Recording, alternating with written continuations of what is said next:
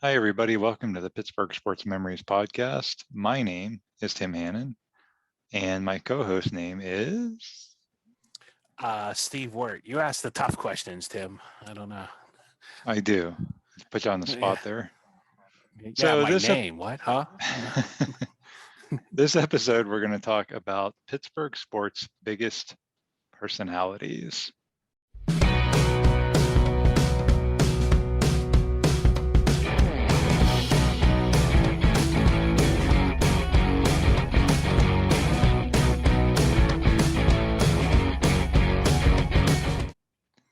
So these are guys that were sports figures in Pittsburgh who were kind of larger than life, people that were funny or maybe eccentric or controversial or sometimes just downright insane. And sometimes for better, sometimes for worse. You know, these are guys that seem to always capture the attention of the Pittsburgh fan base during their time here, and many are still remembered today just because of just the moments that they had and the impact that they made. So before we get into some of these guys, I want to talk about who we won't cover in this episode. So who we're going to leave off are Pittsburgh sports figures who had big personalities, but those big personalities really aren't associated directly with their time in Pittsburgh. So some examples like Mike Ditka, very big personality, very quotable, entertaining guy, went to Pitt, but all of his kind of big personality moments came in Chicago or somewhere else. Pat McAfee, guys like that, guys that maybe were from Pittsburgh, but weren't really associated with Pittsburgh sports. The other category we're not going to cover are Pittsburgh media figures, because we just did an episode a few episodes ago. So go back and listen to that if you haven't already. That was a really good one, where we just covered some of those big media personalities. So no Myron Cope on this episode, no Mark Madden, no Steve Wirt. All the big Pittsburgh media personalities that were larger than life. Well, I would demand my own podcast, of course. Yeah. That'll be the whole next hour, episode. all about me. Your biography, what makes you tick. Yeah, that would be a good one. Maybe we'll throw that in a bonus episode somewhere. Put it behind a paywall. Yeah, there you go. Have a whole 3 downloads. It's like me and like my mother or something. We'll listen to it. All right, so let's get into some of those big personalities. And the guy we're going to start off with is somebody that's pretty well known in Pittsburgh and outside of Pittsburgh. It's a guy named Terry Bradshaw.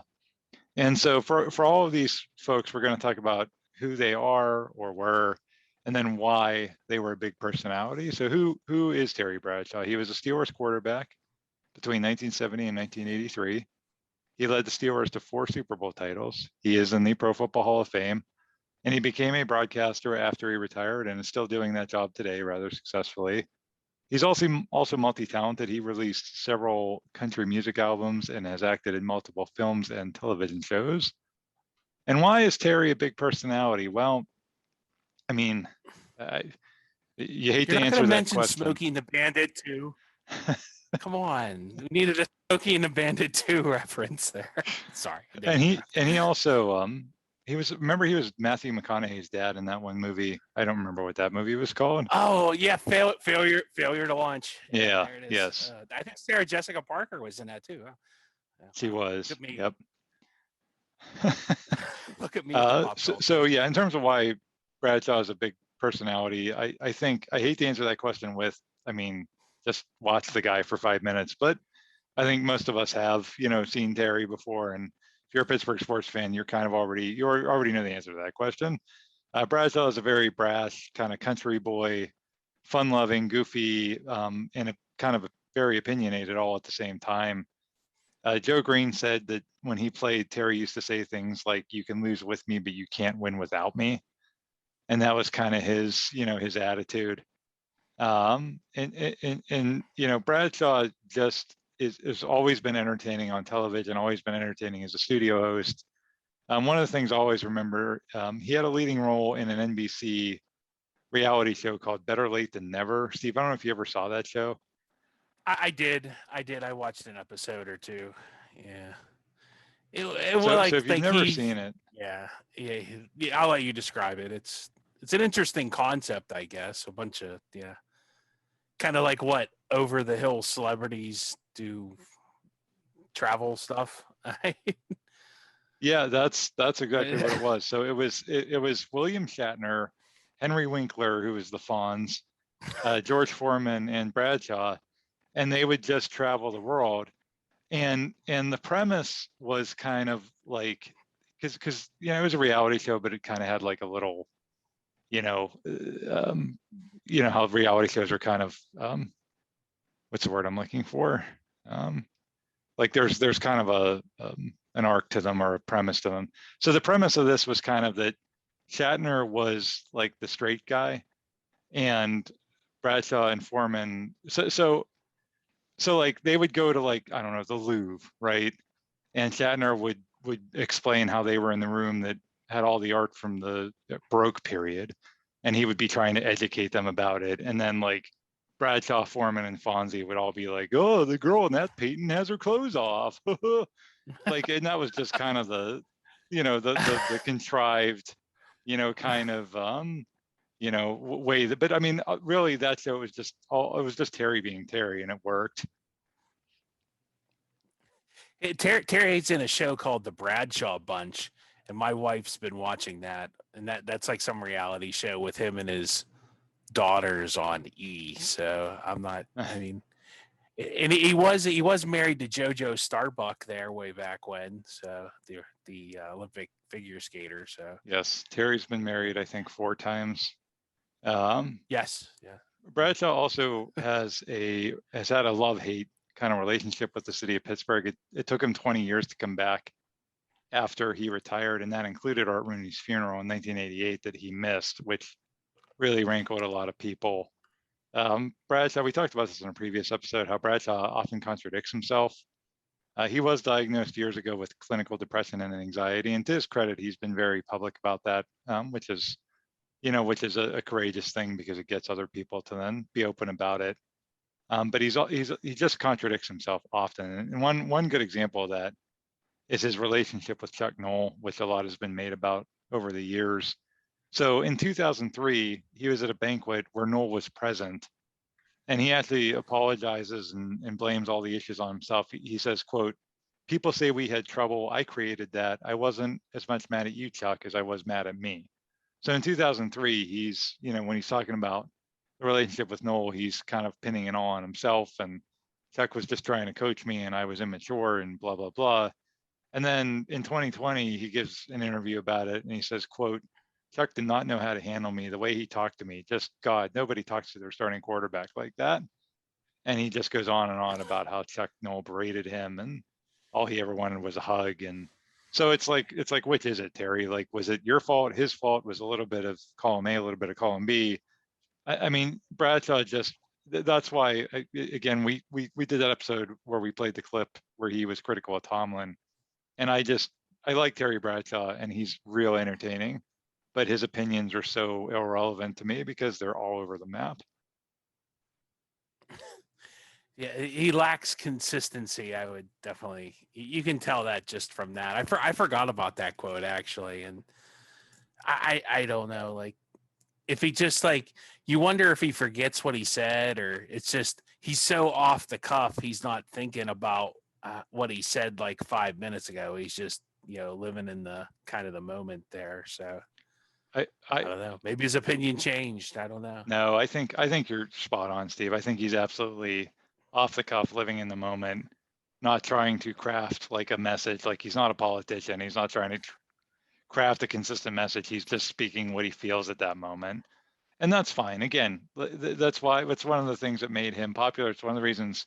I mean, a lot of guys that retired in 1983 are not still world famous or well known today, and Terry Bradshaw is, because his personality kind of enabled him to be in the limelight long after football. I definitely don't. I mean, even Roger Staubach or like Tony Dorsett or like, I'm trying to think of other big players from that. Even Joe Montana, like, you don't see him on in TV or is in TV shows as much as, Chuck Noll and all that. So go figure. For sure. Or not Chuck Noll. I mean, Terry Bradshaw. Next guy. My bad. Oh, yes. Yeah, Chuck Noll did not have. Chuck Noll was Chuck not going Noll to be would on TV for Chuck years Noll after he would retired. never be on a reality show with his wife and kids ever. Not gonna happen. Yeah. That would have been a great reality show. Yeah. It's You're like, like, what did you here's do today, Chuck? Well, sat I and listened to filed the classical. taxes. Yeah, Yeah, listen to yeah, right. classical I mean, music. yeah. Yeah. Next guy on our list is Phil Kessel. Who is Phil Kessel? Well, he was a Penguins right winger from 2016 to 2019, a prolific goal scorer who, at the time of this recording, is closing in on 400 career goals in the NHL and currently has an amazing streak going of 900 plus consecutive games played, dating back to 2009. That's third all time in NHL history, and that's an active streak. So he has a chance to set that record at some point. Kessel is also a cancer survivor. And of Really? course, Phil Kessel is he had I was saying, testicular cancer. I did not know that. That, Wow. yeah, that was, I believe that was before he was drafted into the NHL. Oh, good for him. Wow. So Okay, that's yeah, amazing. he's a cancer survivor. Yep. Yeah. And of course, Phil Kessel is a two-time Stanley Cup champion. All right, there, So- Obama. Why is Phil Kessel a big personality? Well, I mean, Kessel, just kind of like a big goofy character. Steve, I always thought like he would have been like the Jonah Hill or like Chris Farley sidekick character in a movie. Like that's kind of how I just always would have described Phil Kessel. He's not your typical athlete. I mean, the memes of him eating hot dogs are out there for a reason. He's also kind of a one-trick pony, which is scoring goals, but he's really good at that one trick. You know, he's not a great two-way player or anything like that. And he was a guy that never did well with being the center of attention. That really came out when he was traded from Boston to Toronto. And the Maple Leafs had paid him like this enormous salary and made him the face of the team. But the team never really won anything because, you know, they're the Maple Leafs and they never win anything. And fairly or unfairly, Kessel kind of seemed to get blamed for that. And he really had trouble handling the Toronto media. And the Toronto media is the equivalent of the New York media here in the States. And if you play in that city, you're just going to get this intense scrutiny that you're not going to get anywhere else. And he often got testy with reporters there. I mean, you can go find clips on YouTube of him literally just calling reporters idiots. Like somebody asks him a question, he's like, God, this guy's such an idiot, like to the other reporter standing nearby. And you know, he was kind of flustered by the media. He was also flustered by players. There was a 2012 players poll conducted by Sports Illustrated that named Kessel the easiest player in the league to intimidate. So he was a guy that just, he wasn't comfortable being the center of attention. And I think he really found his place here in Pittsburgh because he didn't have to be that guy. If Sidney Crosby was that guy, or if Kenny Mulligan was that guy. And he could be a role player, and he helped the Penguins win 2 Stanley Cups as part of the now famous HBK line. And he was beloved here. He really was, and he was loved by his teammates as well. There's a great compilation, and we'll post a link to it. There's a great compilation of Kessel stories told on the Spit and Chicklets podcast. If you never listen to that podcast, that's another good podcast hosted by Ryan Whitney and Paul Bissonnette, 2 other former Penguins who probably could have made this list themselves. And there's a compilation out there on YouTube of just all these stories. There's one story about how Kessel used to like tape up the curtains in his hotel room so that the sun wouldn't get in. So he'd have like complete darkness while he slept. And one night, the curtains fell down and the light got in, and he's telling his teammates, they're like in the intermission of the game that night, and he's telling his teammates just how awful he feels. And one of his teammates is like, Phil, do you think it was because the sun came into your room, or do you think it was because of that big bowl of cheese you ate right before the game? The big bowl. That's literally the story. It's like he ate a big bowl of cheese right before the game, and he's blaming it on the sun. Didn't he eat hot dogs out of the Stanley Cup? Yeah, he did. He did. That was classic. When they won that first Stanley Cup, Bonino, Hagelin, and Kessel, that line, they were actually set to appear on the Stephen Colbert Show, and CBS sent this 8-person jet. It was like this little plane, and they go like they're at the airport, they're on the runway ready to get on this plane. Kessel sees the plane, he's like, I'm not getting on that. It's way too small. And then here's a quote by Benino telling that story. He says, me and Haggy are like, come on, man, we're never going to get to go to Colbert without you. And Kessel just went to sleep and that was it. And we never heard from him again. So they didn't get to go on Stephen Colbert because Kessel wouldn't get on this dinky little plane. It probably wasn't dinky. It was probably a really nice, jet that CBS owned, but for Kessel, it was too small. I heard it wasn't the same plane that Ted Danson got, so he was really upset about it. I'm familiar with that Seinfeld reference. Yes.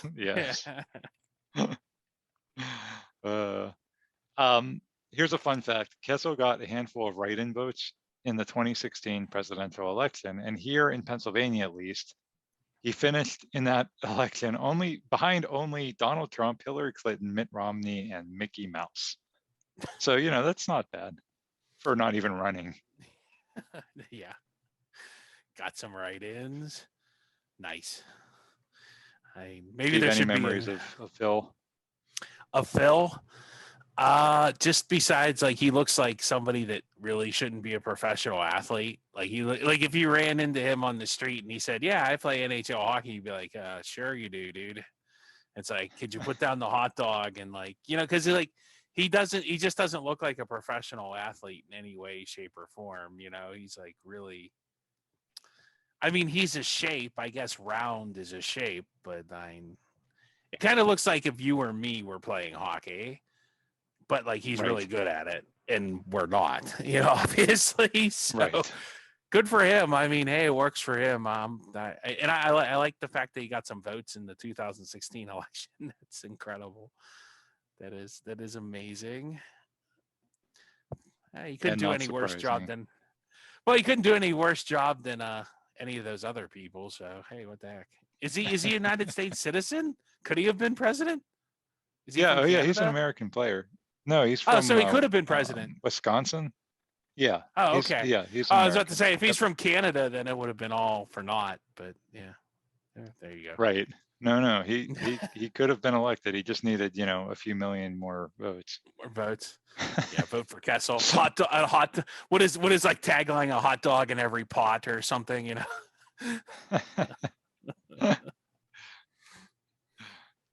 All right, the next guy on our list is Joey Porter, Jay Peasy. Who is Joey Porter? He was the Steelers linebacker. He's Jerry Porter. Get it right. He was a Steelers linebacker from 1999 to 2006. He's a member of the Steelers all-time team. He's a Super Bowl 40 champion, and he also served as an assistant coach for the Steelers from 2015 to 2018. And the reason Porter makes this list, just a very brash, very loud guy, huge trash talker. He used to come out onto the field with his shirt, remember Steve, rolled up under his chest guard. He'd show up, you're intimidated by his abs. It's like, oh no, I don't have. Maybe that. Maybe that's how they intimidate Phil Kessel. Is people come out and show him his abs, and Phil's like, "I'm sorry, I don't have abs." That would have, yeah. I mean, if Joey Porter would have played hockey, everybody would have got to see his abs for sure. Porter, the thing that always amazed me about Porter, because Porter, sometimes his act could wear thin at times, and you'd be like, dude, just be quiet. We don't need to stir up something here, but then it would work. He would get under the skin of other people. I mean, we did that episode about the Steelers-Bengals rivalry, and we kind of detailed all the ways he psyched out the Cincinnati Bengals franchise during his time, both as a player and a coach. So go back and listen to that podcast. We kind of go into more detail about that. But I mean, he literally got the Cincinnati Bengals to throw away their season in a playoff game against us. And he wasn't even playing. He was a coach. And he got them to throw away their season because he just got under their skin. He did the same thing in Super Bowl 40, and we talked about that in our Super Bowl 40 episode. Well, he called the Colts soft before that playoff game. Yeah. In 2005 on the Super Bowl run. That's right. Yeah. I didn't even think about that. Yeah, and then 2 weeks later, he starts this feud with Jeremy Stevens, who was the Seahawks tight end prior to Super Bowl 40. And if you watch the Super Bowl 40 video, Cowers Cowers, like, he's begging. He's like, please don't, cause trouble. Just be quiet this week. And sure enough, he starts this big feud with Jeremy Stevens, and Jeremy Stevens ends up having an awful game. He's dropped passes, and he stunk. Like, he was totally rattled by Porter jawing with him before the game, and that was just, I don't know. I've never seen another athlete. I've seen a lot of guys trash talk and a lot of guys shoot off their mouths. I don't know how Porter got it to work, but he would get it to work. Porter once got ejected in Cleveland before a game even started. He was fighting with the Browns running back, and they both got ejected before the game started. He was involved in, a decent amount of off the field controversy. He was shot in Denver.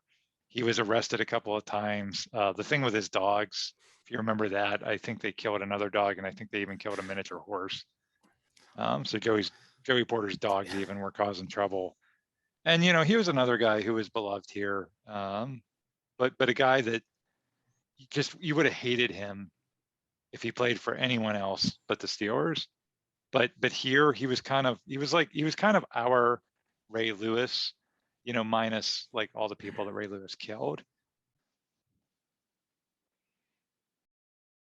I'm not quite sure, like, yeah, the whole I remember the getting kicked out in Cleveland thing, because that like gave James Harrison a chance to shine.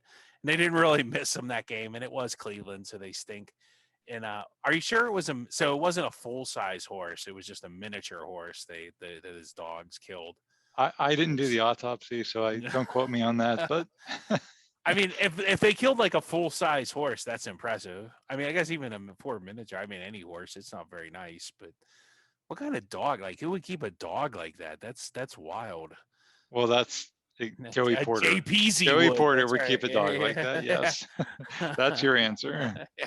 And again, that's why he's on this list. Not that incident alone, but that's just Joey Porter. So big personality there for sure. Yeah. Next on our list is Doc Ellis. Who was Doc Ellis? He was a Pirates pitcher between 1968 and 75, and actually returned briefly to the Pirates in 1979. I never knew that, Steve, that he played on the 79 team. I don't think he was there for the postseason. I think he was on that team like early in the season, but I don't think he was on the playoff or World Series roster. But yes, he actually played for them in 79 also.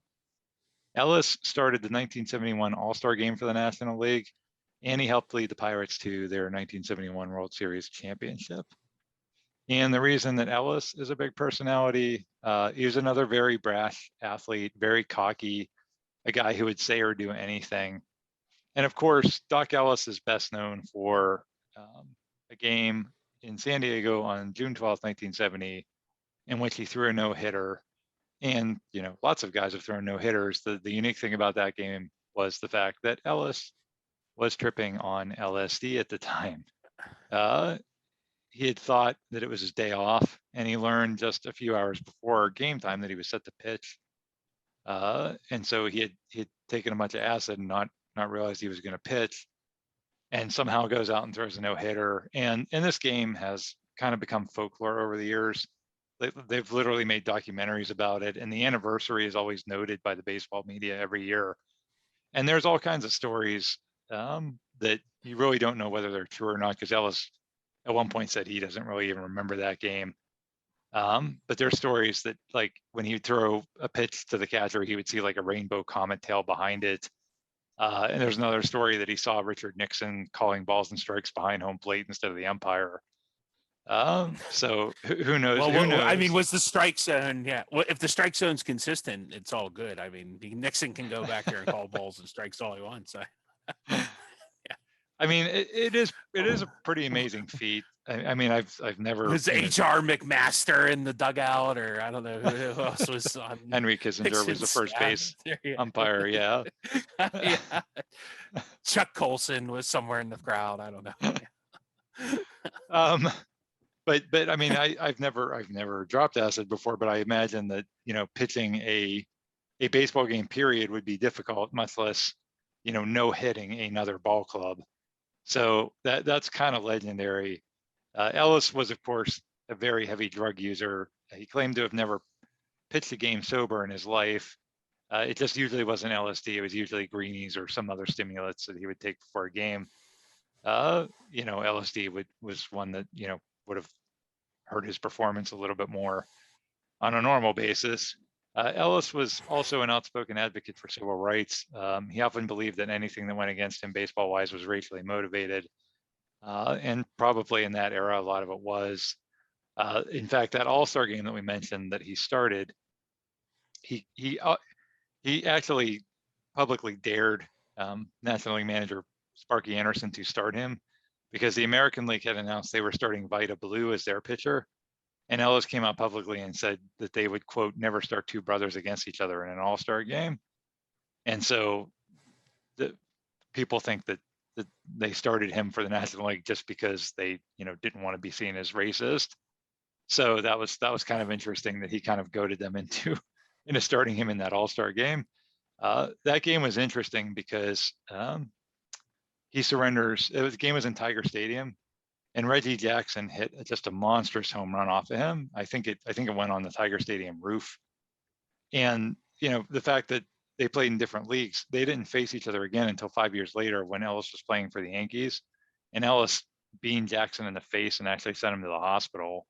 And a lot of people thought that was retribution for Jackson hitting that home run off of him. Ellis once famously got maced by a security guard for the Cincinnati Reds because the guard wouldn't let him into Riverfront Stadium. He didn't have an ID, but he was with like Willie Stargell and one of the other players, and the guard's like, "Oh yeah, you guys can come in. I know you play for the Pirates," but I guess he didn't believe that Ellis played for the Pirates, and he got into a fight with him and he got maced.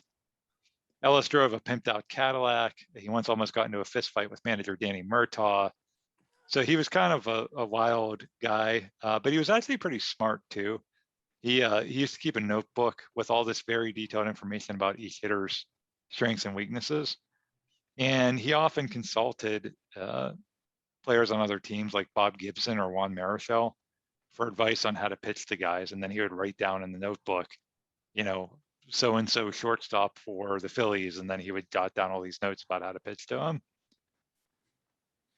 I think it's worth noting that, after his career, Ellis does sober up and goes on to become an addiction counselor and actually helps a lot of people. You can actually find quotes of people saying that, like, I would not be alive if not for Doc Ellis. So when he died and, even long after his death, that's the first thing. And Doc Ellis, he's the guy that threw the game on LSD or threw the no-hitter on LSD. And, it's kind of sad that that's his legacy because he did a lot of really good things after his career to help people with addiction. He also, do you ever hear that story where like he just like decided he didn't want to pitch one day, so he beamed like the first four batters for the Cincinnati Reds? That sounds about right. Yeah, and finally, I think Danny Murtaugh caught him. You're like, no, you got to come out. It's like, yeah, I cannot imagine Murtaugh, and Murtaugh was definitely like an old school manager, and I imagine that was difficult relationship between those two. Man, I can only imagine, especially Doc Ellis. But I did know he became an addiction counselor, and that's an interesting, I guess, just an interesting turn there, I guess, later in his life. But shows you never know. People always surprise you, huh? Yes, and people, I think, always deserve second chances, and to maybe turn things around. Next guy on our list is Bubby Brister. Bubby Brister was a Steelers quarterback between 1986 and 1992. He led the most unlikely run in Steeler history, coming within seconds of the AFC Championship game in 1989.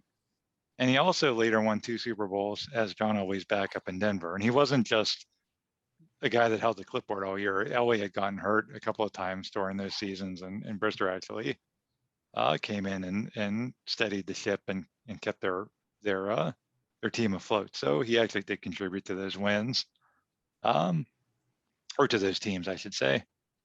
So why is Brister a big personality? Like Bradshaw, he's a Louisiana guy with a real thick Southern accent and a penchant for wearing his emotions on his sleeve, whether it was during a game or whether he was talking to the media. Steve told a story in a previous podcast of Tim Yeah. Rowley, the running back for the Steelers, didn't know the snap count, and Brister's trying to tell him, and finally Brister, just like in full audible voice for the TV cameras and for the opposing defense, just yells, "It's on bleeping two." So it's just Brister just Yeah. often wore his emotions on his sleeve. In 1988, the Steelers have a three-way battle for the starting QB job between Brister, Todd Blackledge, and Steve Bono, and Brister declares that he's, quote, the man, and he was. He won that job. He once said that Tom Moore's offense was, quote, so complex and conservative that we might as well punt on first down. That quote didn't age well, considering that Tom Moore went on to coordinate all those great Peyton Manning offenses later. So Tom Moore probably got the best of that one. Brister also did not get along with his next offensive coordinator, Joe Walton. Walton claimed that Brister couldn't remember the formations. And after Brister lost his job in 1991, the Steelers were playing in Houston. They were getting just blown out by the Oilers. And Chuck Noll wanted Brister to come into the game late since they were getting blown out. And Brister refused, saying that, quote, I don't mop up for anybody. And Chuck Noll actually had to I put remember in, that. yeah, Chuck Noll had to put in Rick Strom, who was the third string quarterback instead. So Brister just, Brister kind of, just always kind of did whatever, what was best for Bubby or whatever he kind of wanted to do, for better or worse.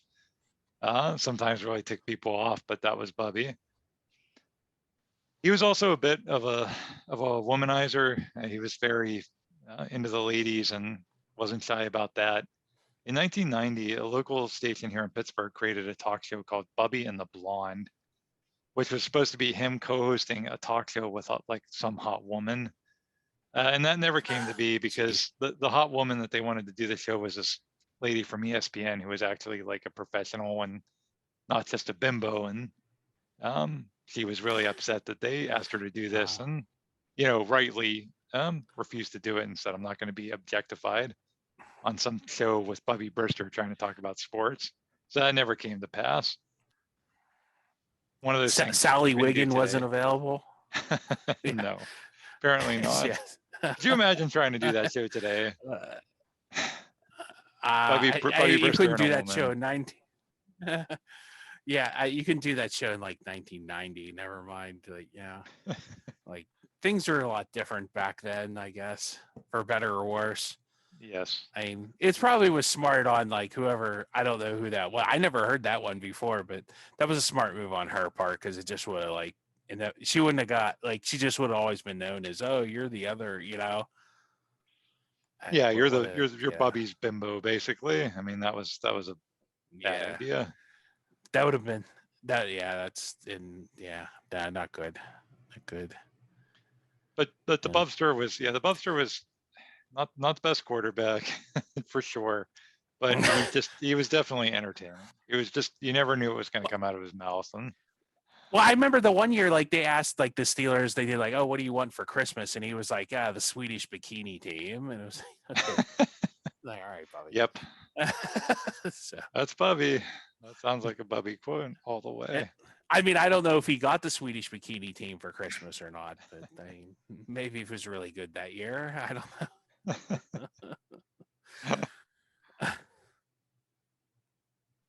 know. The next guy on our list is Darius Kasparaitis. Kasparaitis was a Penguins defenseman from 1996 to 2002. He was a hard-hitting, stay-at-home kind of agitator who, kind of like Joey Porter, could get under the skin of any opponent. He also scored the most unlikely goal in NHL history, beating Dominik Hasek in overtime of Game 7 of the 2001 Eastern Conference semifinals. And why Kasparaitis was a big personality, he was always very bold. He was always very unafraid on the ice. During his rookie season with the Islanders, one hockey journalist wrote that Kasparaitis, quote, shows an unusual lack of respect and deference for established NHL stars. And that was absolutely true of his whole career. And in fact, that year, he was a big part of the Islanders' monumental upset of the Penguins. in the playoffs, and he really terrorized Mario Lemieux and certainly did not show him any kind of respect or deference in that series. And so the Penguins kind of did the only thing they could, which was acquire Kasparaitis 3 years later. And it was funny because he went from being hated in this town to just being absolutely beloved.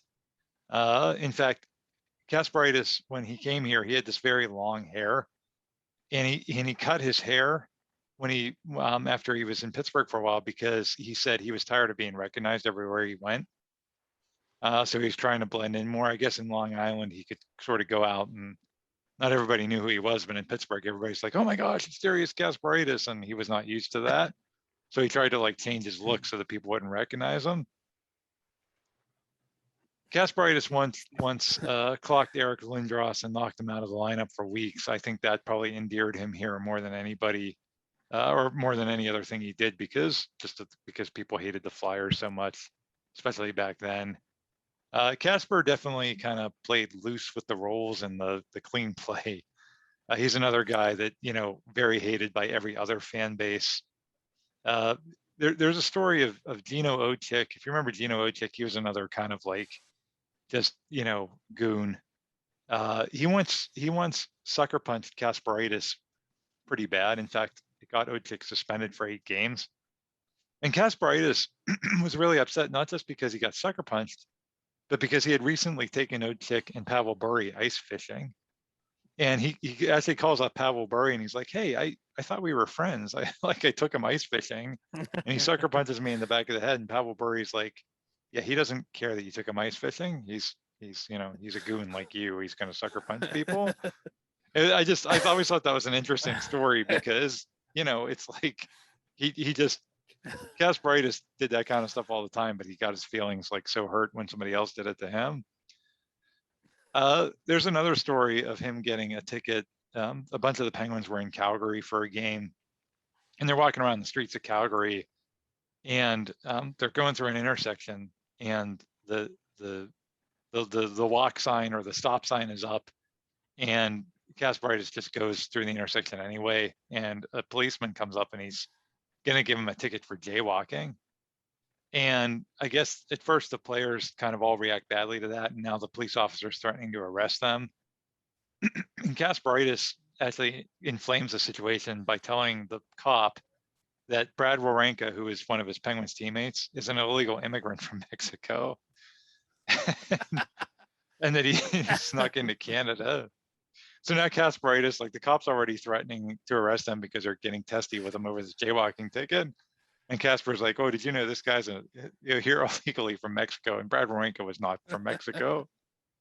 So, but by the end of this, the whole thing, like the cops actually laughing, and Kasparaitis is getting him tickets to that night's game. So that was kind of Darius Kasparaitis. Like he could stir up trouble, but deep down he was just a fun-loving guy.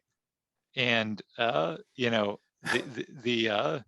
we did that episode about the 2001 Penguins and how he scored that goal against Hasek, and we played the clip of where he was interviewed, literally like 2 minutes after he scored the biggest goal of his life, and he's talking about like how he owns Dominik Hasek now. I mean, he's being totally facetious, of course, but that was just Kasparaitis, just always entertaining.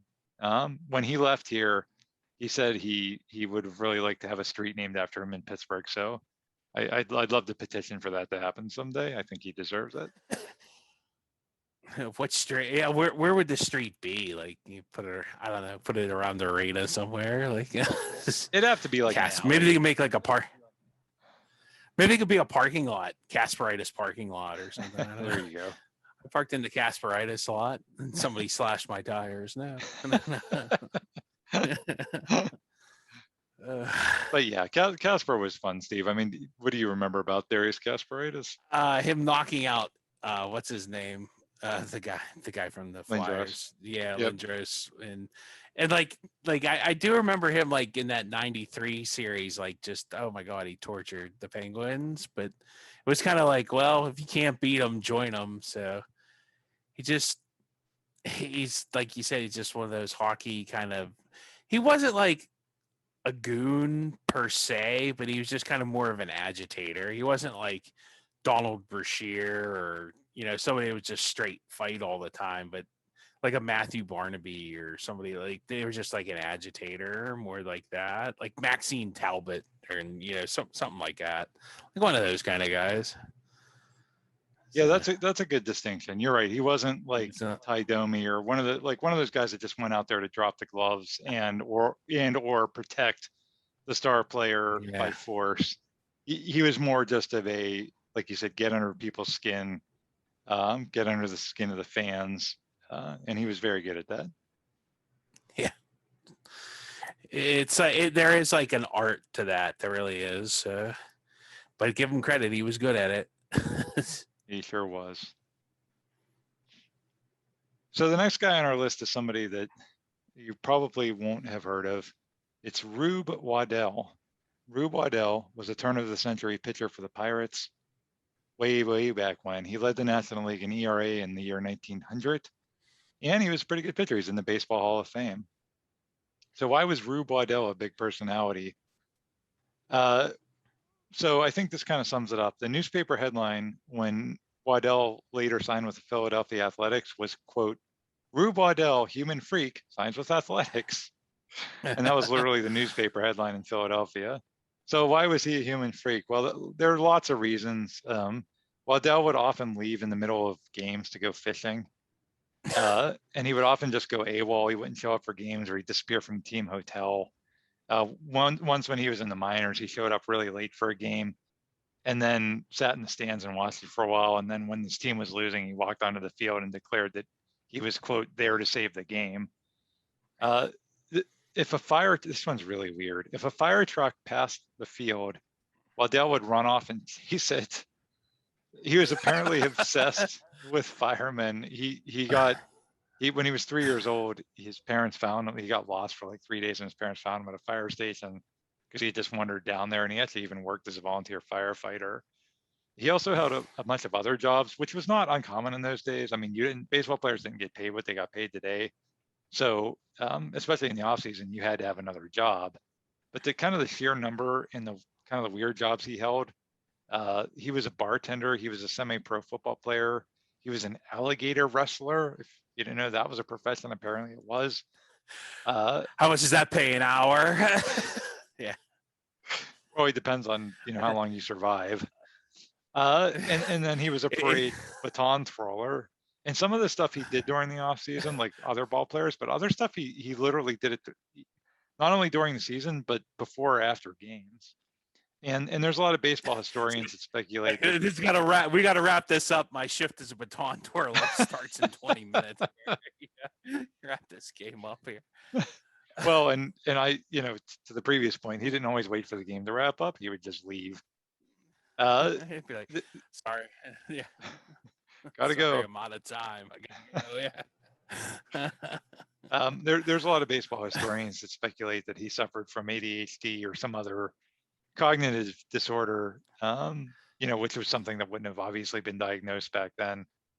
And his antics really became well known with fans. A lot of people knew who he was and knew of these stories. And after a while, there's kind of a lot of stories about him that go around that, maybe aren't true. So like there's a story that he supposedly made a factory explode by hitting a foul ball into it. That's probably untrue.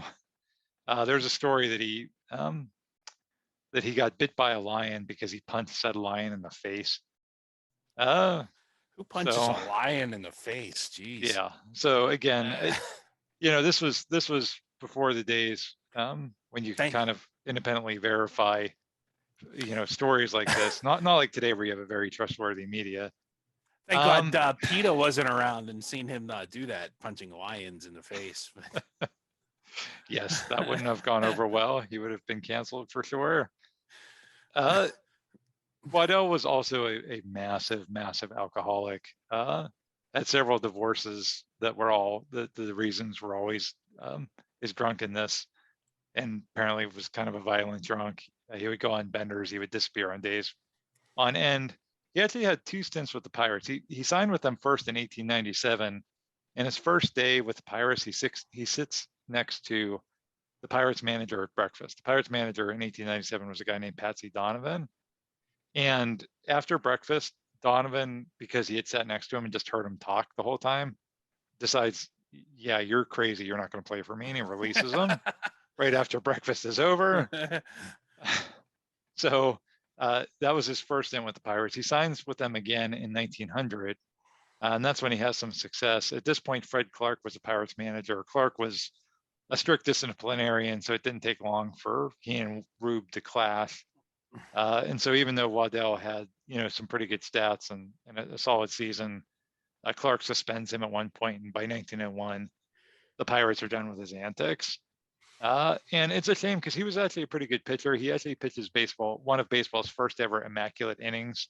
That's where you get 3 strikeouts on 9 pitches. And he does end up having much more success later in his career playing for the A's, where Connie Mack was the manager. I think Mack kind of managed to do what Mike Tomlin was able to do with Antonio Brown for so many years, which was to kind of keep the psychopathic behavior under control for as long as possible until, it just wasn't possible any longer. Waddell ends up dying at the young age of 37. All the years of alcoholism and killing his liver catch up to him pretty quickly. Alligator wrestling and chasing fire trucks, probably. Punching lions in the face. Right. Right. So yeah, kind of a forgotten character there in Pittsburgh sports, but definitely a big personality. Next on our list, Connie Mack got him to behave like in his little suit and tie. Connie Mack managed in like a coat and tie. Talk about an odd couple. Well, I think again, it was a guy that he saw talent and he was like, if you can just not self-destruct, we can harness this talent. And Connie Mack even hired people to like follow him around and stuff. And even that didn't quite work because Waddell would like, he would like fool whoever his handler was into, like, oh, I'm just going to go to the restroom or whatever. And then he'd sneak out and get a drink. Yeah. So, but Mack tried and he did get several really good seasons out of him. And that was a good team, that A's of that era. So the next guy on our list is Greg Lloyd. Lloyd was a Steelers linebacker from 1987 to 1997. He's a 5-time Pro Bowler, and he was a 2-time Steelers MVP. Was just recently inducted into the Steelers Hall of Honor. Why was Lloyd a big personality? He was a ferocious pass rusher, and he was kind of a guy that just kind of, I don't know, for lack of a better description, just gave zero bleeps about what anybody thought or anybody's opinion. He was a mean and scary human being, both on the field and off the field. He was a black belt in Taekwondo and very intimidating. When I was in high school, I worked at a fast food place, and Lloyd used to come in there, and we had, pro athletes or other kind of known Pittsburgh figures come in, and people would always say, "Oh, you're whoever," and they'd be very congenial and nice. And it was made very clear to us that when Greg Lloyd comes in, you don't, just slobber over him and be like, "Oh, you're Greg Lloyd." You just get him his food and treat him like any other customer and get him out of there, because he was not somebody that put up with that. Wow. That I can imagine. Yeah. Here's your food. Goodbye, sir. Yeah. Enjoy your chicken. Yeah, very Soup Nazi-esque. Was that step over here? Was this Boston Market? It was Boston Market, wasn't it? Yes, that's where I worked. Yep. Yeah. Yep. Here's your half chicken, sir. Enjoy it with your mashed potatoes. Yeah. He wasn't mean. He was never he never was really mean to anybody. He just gave off this vibe where like you didn't want to mess around with him. And that's the way he was on the field too. He was always embroiled in some kind of controversy. His first ever NFL game, he's ejected from because he has a late hit on Gary Kubiak, who later goes on to coach the Broncos to a Super Bowl years later. And he gets ejected, and in front of the NBC cameras, he gives like the FU sign on his way off the field. And that was his first ever game. Joe Namath was a commentator back then for, I believe, NBC. And he once criticized Lloyd during a game he was announcing. And they asked Lloyd about it. And here was his response, quote, "Who is Joe Namath? This is a guy who, if he played in the league today, I'd probably just go hit him late and see what he did just for the hell of it. Joe Namath can go to hell." And that that I was remember that that was quote. sacrilege at the time. And that was sacrilege at the time because you have to remember that, Joe Namath, his reputation is a little different today, I would say. But back then, the media and kind of the adult football fans of that era were all the baby boomers who Joe Namath was their hero because he was like the 60s counterculture guy that, bucked the trend and won the Super Bowl for the AFL. And he was very much he was almost like a pope for a lot of people in that generation. And to say Joe Namath can go to hell, that really, really upset a lot of people. Speaking of the Jets, he also once concussed Jets wide receiver Al Toon, and then did like the WWE style like 3 count as Jeez. as Al Toon was like laying there motionless on the field. That also upset a few people. When the Steelers won the 1995 AFC Championship game, they were interviewing Greg Lloyd, and he drops an F-bomb live on NBC. Steve, was that Jim Gray interviewing him? I just remember the reaction. Yeah, Jim Gray was like, "Oh my goodness!" Like he like clutched his pearls really Yeah, bad. Like, didn't yeah, was Greg Lloyd the one that said he was going to knock Dan Marino in the next week? yeah. I Like, forgot I left that off. yeah, Yes, yeah. yes, He said, "I'm gonna," and everybody was kind of like the same way people reacted to Joe Namath. yeah. Like, oh my gosh, not Dan Marino. Right, It's like, yeah. right. Um, Lloyd was once charged with allegedly sticking a gun in the mouth of his 12-year-old son. That was not good. Um, I think in terms of like his playing career, I think the thing with his son, I think, was after he retired. In terms of his playing career, for me, the most bizarre incident was the 1997 incident with Keenan McCardle. So McCardle was a wide receiver. He played for the Jaguars at the time, but he previously played for the Browns. So he had been in the Steelers division for years. And in the Jacksonville Pittsburgh game that year, the one that was at Pittsburgh, Lloyd just crushes McCardle late on the very first play of the game. It's a real cheap shot, and he's screaming at McCardle to, quote, "own up to what you did." And what Lloyd was talking about was that apparently someone had been making phone calls to his house all week, threatening his family and like leaving these messages on his answering machine. And Lloyd was convinced that that was McCardle because supposedly the caller identified himself as Keenan McCardle.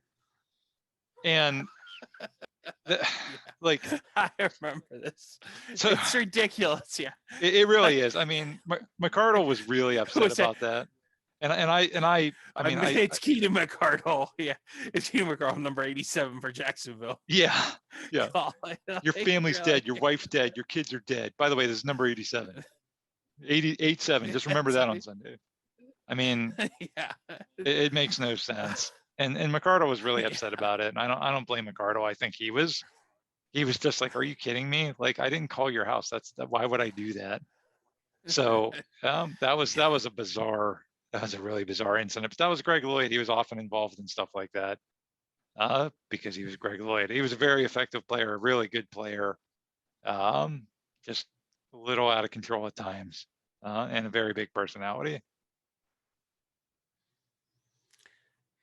Yeah, I forgot about I kind of forgot about Greg Lloyd because they really didn't win much with it. I mean, I guess they went to that one Super Bowl.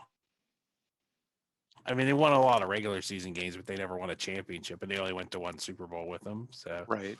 Yeah, but he and and he Kevin was kind Greene. of what I mean after 97, he really kind of disappeared. Like he really, yeah, He got hurt the very and first game of the 96 season. He tore his ACL, and then he was just never that was yeah. basically the wasn't the official end of his career, but he never was Greg Lloyd after that, Yeah. unfortunately. All right, we're going to do one last guy, and it's Andy Van Slyke. Andy Van Slyke was a Pirate center fielder from 1987 to 93, a 3-time All-Star, a really good hitter, but probably was best known for his fielding. He was a 5-time Gold Glove winner for the Pirates. and was always known for these highlight reel catches he would make in center field. And he's a big personality because he was just really a fun guy. In 1992, Sports Illustrated called him, quote, the most entertaining player in baseball. And he just had like all these great one-liners. Once he was asked if there was anyone in the world who he would want to trade places with for a day, and he said, quote, my wife, so I could see how wonderful it is to live with me. He was asked about a bad day at the plate, and he said, I quote, I couldn't have driven Miss Daisy home today, which was a timely joke at the time. On the difference between playing at home on the road, Van Slyke said, quote, on the road, when you go downstairs for coffee in your underwear, they throw you out of the kitchen. So that was just Andy Van Slyke. Like you would always, anytime you would interview Andy Van Slyke, you would always get a great nugget to put in the newspaper or to play on the Sports Center or whatever. He just was an entertaining guy. He also used to always play pranks on his teammates. He would do the pie in the face thing while they were being interviewed, or set some kind of booby trap for them or something like that. He was always just creating antics like that. He was never a guy that got flummoxed too easily. He said actually that early in his career earlier in his life, he had a really bad temper, and then he found Jesus, and he just kind of became a lot more patient and a lot more content and relaxed in life. When he was playing in the minors in North Carolina, he had a black roommate who was dating a white woman, and that didn't sit too well with some of the locals down there. And so one night, a guy came to the apartment and pointed a loaded gun right at Van Slyke's chest and demanded for him to go get the roommate, and who knows what he was going to do then. And Van Slyke somehow calmly persuaded the guy to put the gun down and leave. So Andy Van Slyke was not a guy that got rattled very easily. He was also very opinionated. If you go back and read his quoted opinions on some kind of like hot button social issues, it's definitely stuff that would get him canceled today. But back then, I don't know, you could kind of give your opinion a little more freely without, people just going crazy if their opinion didn't match yours. One time that he actually did get in hot water was during the 1991 Gulf War. The Major League Baseball decided to, go patriotic, and they declared that all the players would wear U.S. and Canadian flags on their batting helmet as a patriotic gesture. And Van Slyke actually scrapes the maple leaf off his helmet, the Canada decal, and he says, quote, I guess people in Quebec won't be upset because the last time we were there, they booed the Canadian national anthem. And the commissioner of baseball was Fay Vincent at the time. He like ordered that Van Slyke have the decal put back onto his helmet. So that caused a bit of a stir. But it's Canada, so nobody really cared that much. I will say one guy that was not a fan of Andy Van Slyke's antics was a teammate of his, a guy named Barry Bonds. Bonds was very, very resentful of Van Slyke. He called him the Great White Hope. He said, quote, Mr. Pittsburgh, anybody touches Van Slyke on this club and he gets released. That was a source of a lot of tension when those two played next to each other in the outfield. But, Andy Van Slyke, definitely a fun guy, definitely a memorable guy. Steve, one of my favorite athletes growing up. I always have very fond memories of Andy Van Slyke. I remember one time in the dugout, he put like a duck, like one of them little rubber ducks on a bat and was like holding it around. Just like silly stuff like that. He did like a lot of like just like silly stuff. But I don't remember him I don't remember him saying like a lot of like controversial stuff. I didn't know about that. I like he scraped the Canadian flag off. That's pretty funny. So and they made him put it back on. But yeah, I wonder how like some of these guys would have. I guess today people just don't say as much. That's why nobody. You just try not to or fly under the radar or like wait till you retire and then say a bunch of silly stuff. That way, people can't really cancel you as easily. So right. Right. Yeah. There's really no benefit in giving your opinion. Although, to be honest, even if you're not a celebrity, I don't know if there's a lot of benefit to giving your public opinion on, very controversial issues. If you're gonna, whether you're posting Yeah. it on Twitter or whatever, I mean, you're just gonna have a bunch of people fighting with you, or a bunch of people, agreeing with you, and is it really worth it? I don't know. But to each his own, I guess. Well, we're really into the controversy here on this podcast. Yeah. Yeah.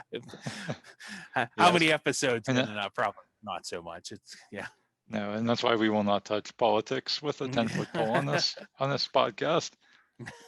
So that's our list of big personalities. I think there's a lot of folks we left off. I think we could probably easily do a part 2 of this someday, because there's a handful of guys that we probably could have easily covered as well. If you feel like we left anybody off, please let us know. Also, please, if you feel so inclined, leave us a review and spread the word about this podcast. Really, really appreciate everybody listening and taking the time to subscribe and download. You can catch us on social media. You can catch us on our website. All those links are in the show description. And we will catch you all next time. bye-bye.